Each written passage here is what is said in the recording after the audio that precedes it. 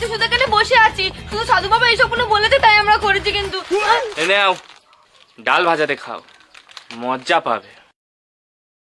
মালে তো তুমি মদ খাও, আগে বলবে তো, তাহলে দুই স্বামী স্ত্রী একসাথে খেতুম।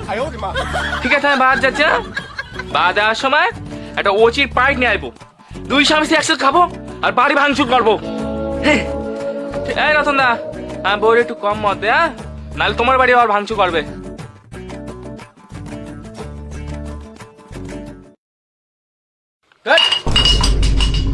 আমি বলেছিলাম যে থামস আপ দিয়ে মদ না খেয়ে রিয়েল মদটা আনো, তাহলে বৌদির অ্যাক্টিংটা ভালো করে হতো।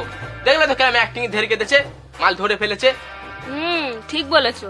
আমি যাই একটা ভালো মদ নিয়ে আসি, বুঝলে? কি জানি? আরে মদ না খেলেই বৌদি ভালো করে অ্যাক্টিং করতে পারছে না। আমি বৌদির বর হবো আর বৌদি আমার বউ হবে, অ্যাক্টিংটা শিখিয়ে দেবো আজকে। তোর বেশি চুলকাচ্ছে, আর একটু চুলকে দেবো। ছাড়ো, তোমার থামস আপই খাও।